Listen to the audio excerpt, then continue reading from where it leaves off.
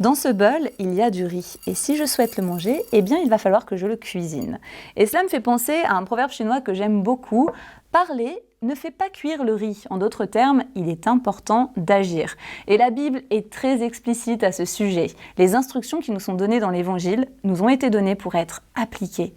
Il ne suffit pas de parler, il faut appliquer, appliquer et appliquer, et cela même dans un contexte de persécution.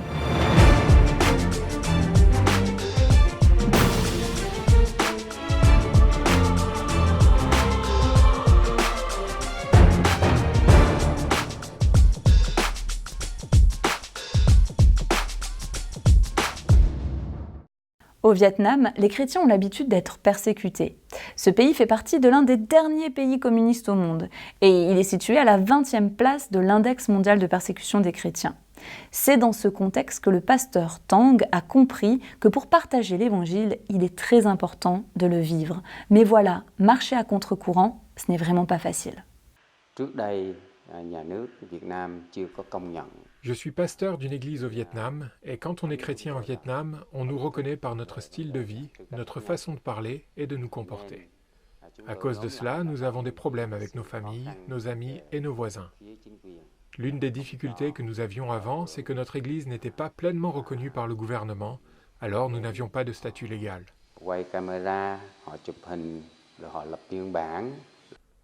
Par exemple, avant de me convertir au christianisme, j'étais un ivrogne.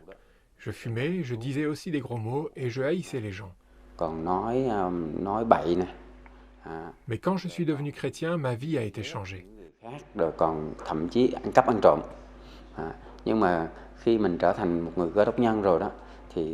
Je ne fume plus, je ne bois plus, je n'injurie plus et ne dis plus de gros mots. Et j'ai plus d'amour pour les gens.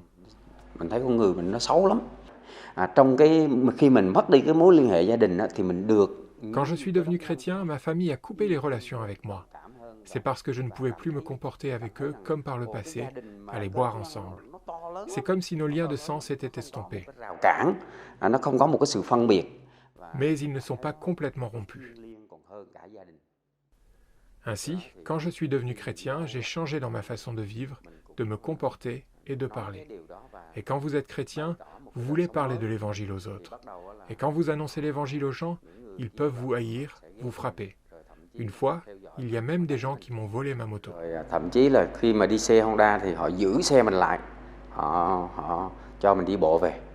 Il y a une histoire qui a beaucoup ému le pasteur Tang, c'est l'histoire de Bi. Bi est devenue chrétienne après avoir découvert la vie de son beau-frère. Au début, son beau-frère lui a parlé de Jésus-Christ, mais elle n'y croyait toujours pas. En revanche, lorsqu'elle a vu son beau-frère vivre, là, elle s'est mise à croire. Et sa conversion était tellement ferme que lorsque son enfant est décédé, elle a décidé de ne pas utiliser d'autel dédié à une idole dans le cadre des funérailles. Son mari a décidé de se séparer d'elle et il est parti avec leur fille. Elle a été exclue de sa communauté. Bi s'est retrouvée toute seule. Mon fils me manque encore, ainsi que mon mari et ma fille, mais je sais qu'avec Dieu en moi, j'ai la paix. À ce moment-là, je m'inquiétais pour le lendemain, comment je vais pouvoir manger, qu'est-ce que je vais pouvoir faire pour la suite. Mais dans mon esprit, je sais que Dieu pourvoira à mes besoins d'une manière ou d'une autre. Je souhaite qu'un jour ma famille puisse être réunie avec mon mari et mon enfant. Tous ensemble, nous pourrons adorer Dieu comme les autres familles.